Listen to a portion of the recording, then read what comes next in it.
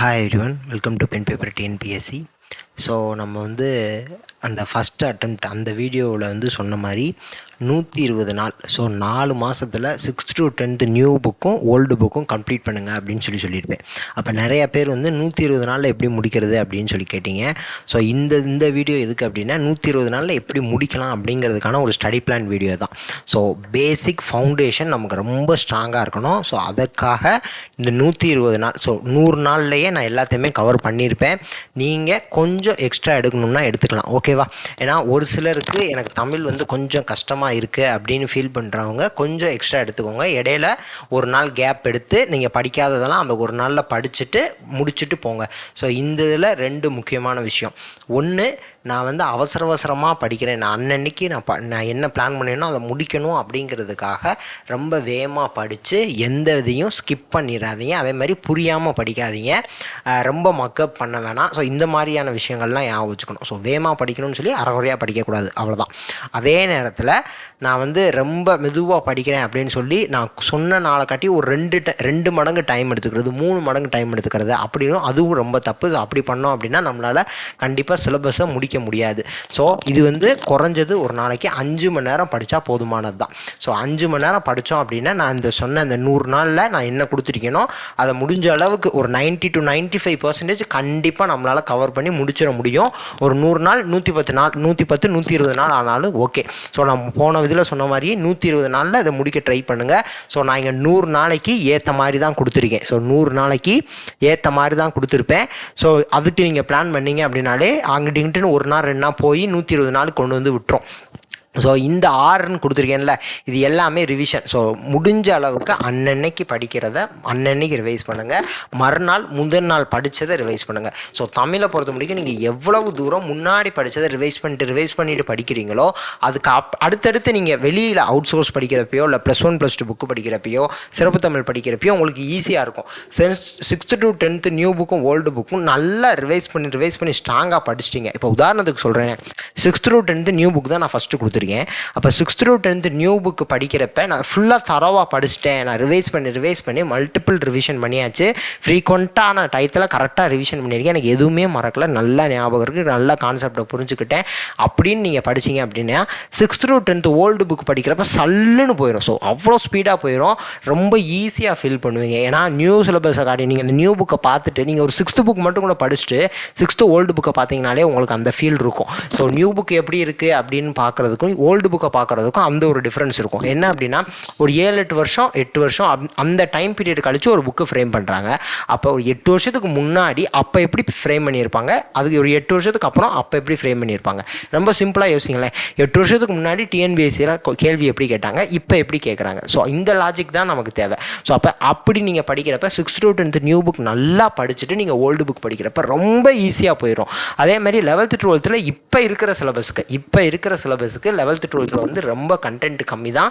So அதனால் 11th 12th புக்குமே new புக்கும் சரி ஓல்டு புக்கும் சரி 4 புக்கு 11th 12th நியூ புக்கும் ஓல்டு புக்கும் ஸ்பீடை நம்மளால் கம்ப்ளீட் பண்ணிட முடியும். அதனால் தாராளமாக இந்த 100 நாள் 120 நாள் 6th to 10th நியூ புக்கும் ஓல்டு புக்கும் நல்லா படிச்சுட்டு போங்க.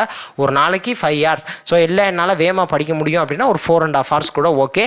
இல்லை எனக்கு கொஞ்சம் எக்ஸ்ட்ரா டைம் தேவைப்படுதுன்னா 5 hours 5.5 hours முடிக்கும் நீங்கள் எடுத்துக்கலாம். 6 hours முடிக்க போகிறது கூட ஓகே. ஏன்னா எனக்கு தமிழ் கொஞ்சம் கஷ்டமாக தான் இருக்குது, பட் நான் மேக்ஸ் நல்லா போடுவேன், எனக்கு ஜிஎஸ்லாம் ஈஸியாக இருக்குது அப்படிங்கிறவங்க அந்த 5 hours அப்படிங்கிறத கொஞ்சம் 6 hours முடிக்கும் கூட எடுத்துக்கோங்க. ஏன்னா ஆரம்ப காலகட்டத்தில் கொஞ்சம் அந்த ட்ரபிள் இருக்கும்ல, ஸ்டார்டிங் ட்ரபிள்லாம். ஸோ அதனால் அந்த 5 hours அப்படிங்கிறத 6 hours முடிக்க எடுத்துக்கலாம், ஓகேவா?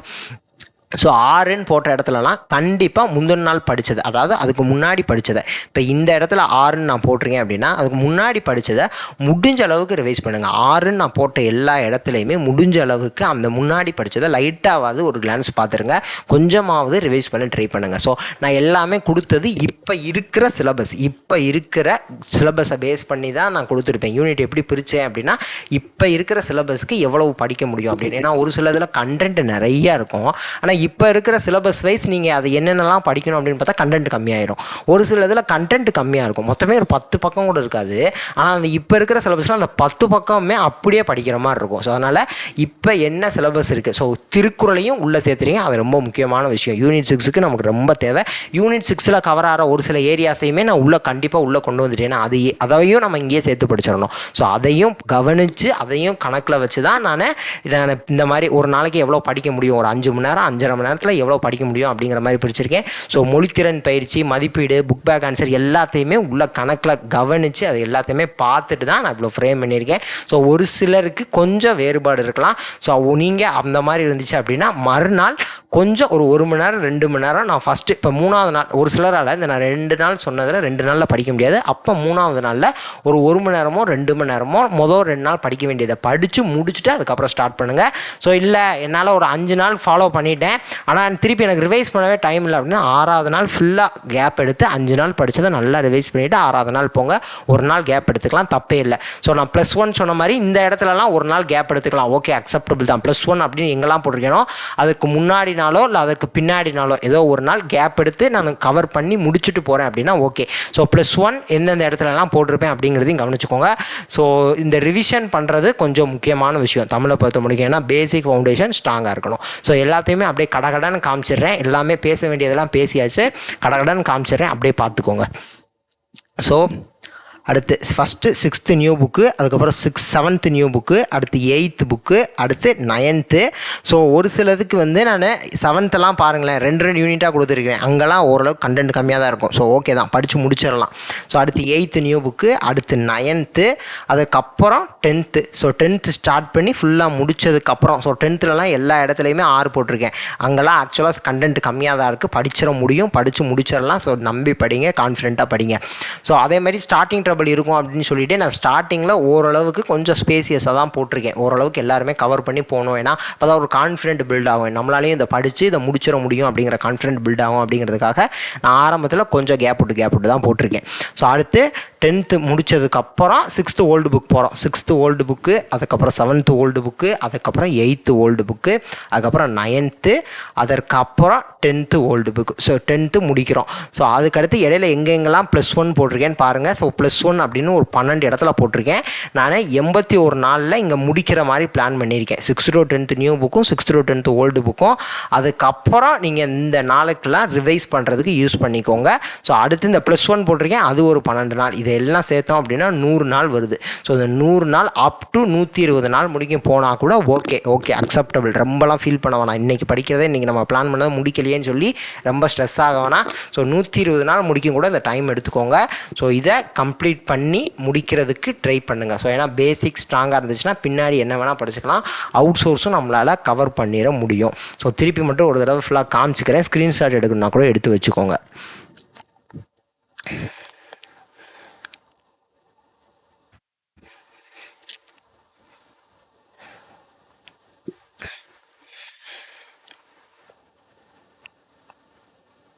So that's it.